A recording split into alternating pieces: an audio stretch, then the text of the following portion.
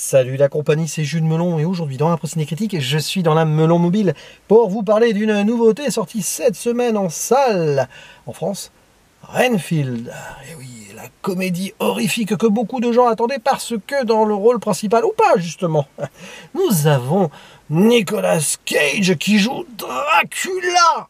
Incroyable! Donc ça annonçait du lourd.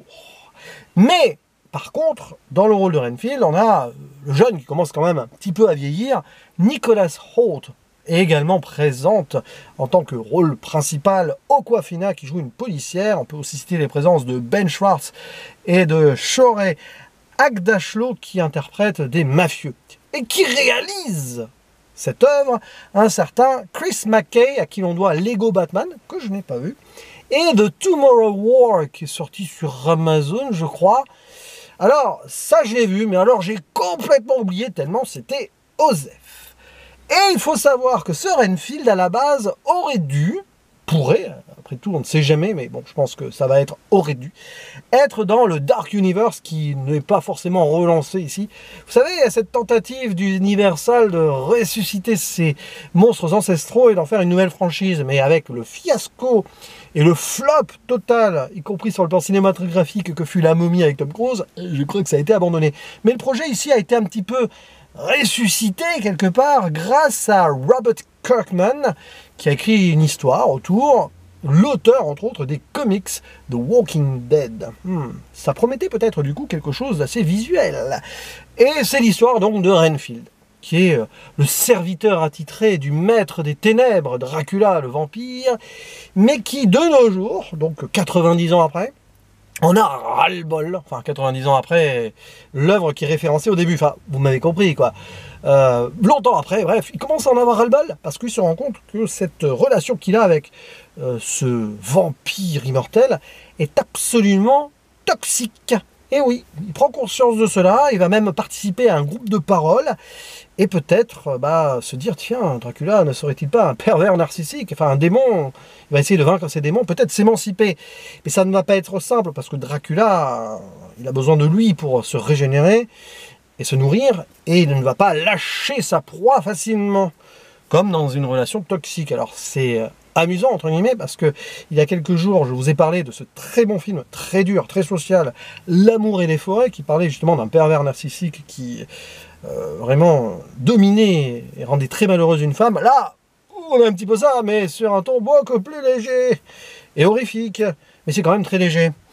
Et donc pendant 1h30, on va suivre Renfield, qui va tenter donc de suivre son propre chemin, faire ami-ami, voire plus affinité avec une policière, et aussi donc il y a une mafia locale qui va tenter peut-être de se lier à Dracula, parce que les méchants sont ensemble, etc. etc.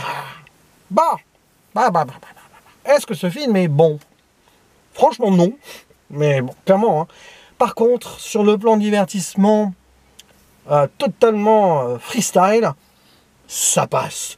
Et je vous avoue, je suis allé voir ce film en mode, j'avais besoin de me détendre. Donc j'ai eu à peu près ce que je voulais, mais franchement, si je devais analyser ce film sur le plan cinématographique pur, mais est-ce que c'est le but de ce genre d'opus? Clairement pas.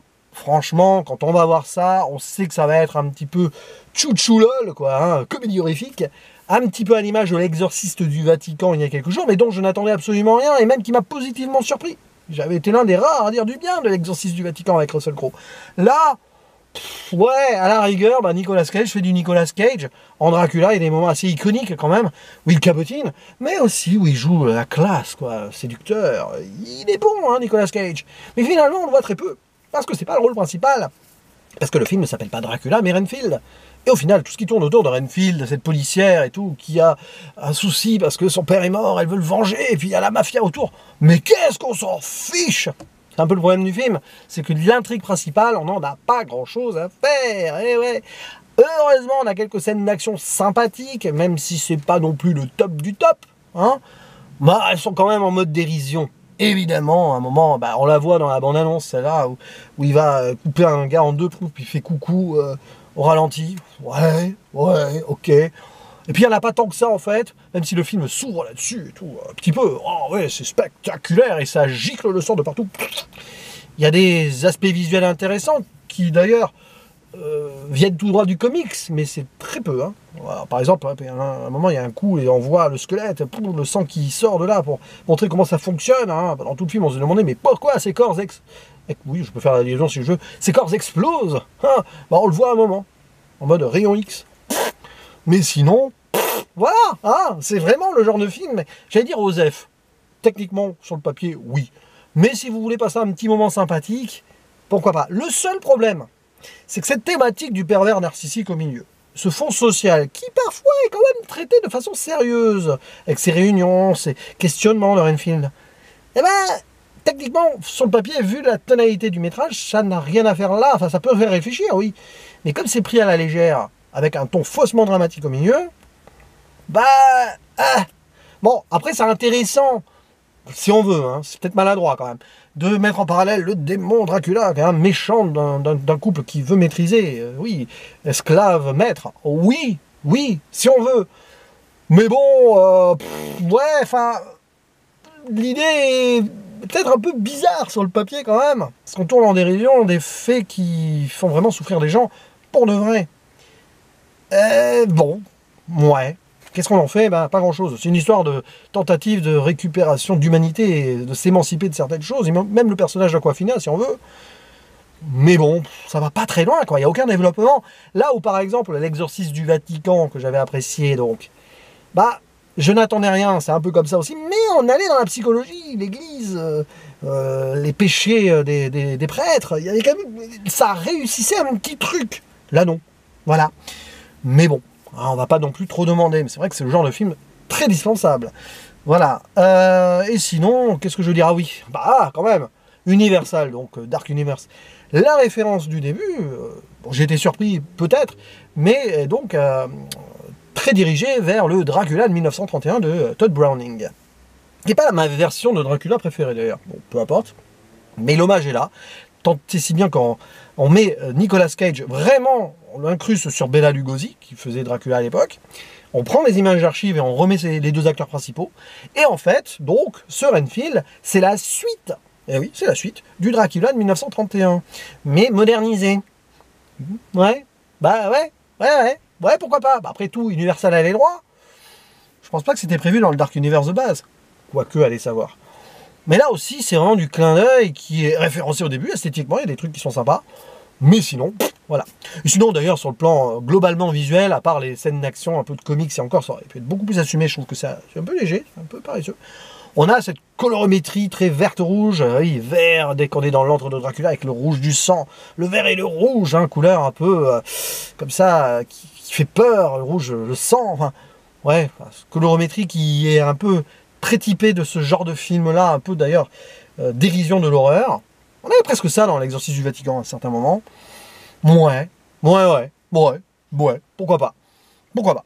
Franchement, voilà, ça se passe à la Nouvelle-Orléans, mais on n'en fait rien aussi, on aurait pu peut-être creuser là-dessus, hein, mais ouais, bon, une scène au bar un peu sympa, ouais, il y a des belles scènes d'action quand ça veut.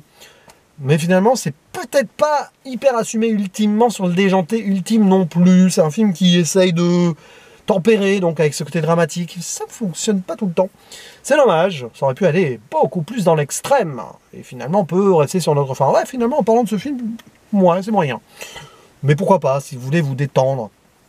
Voilà, ça peut être sympa, en famille, entre potes. Et puis Nicolas Cage, quoi. Hein? Bref. C'était mon avis sur ce Renfield. N'hésitez pas à dire en commentaire ce que vous pensez de ce métrage, si vous avez vu, si vous aimez, pardon, j'en bafouille, Nicolas Cage, les histoires de Dracula au cinéma. Ah ouais, j'en ai traité en plus sur la chaîne ces derniers temps des films avec autour de l'univers Dracula. Il faudrait peut-être que je parle et que je revoie du coup le Dracula de 1931, peut-être vers la fin de l'année, autour d'Halloween, je ne sais pas. Je dis ça, mais aussi bien j'aurais oublié. Bref, à vous la parole, on en discute et je vous dis à la prochaine. Ciao.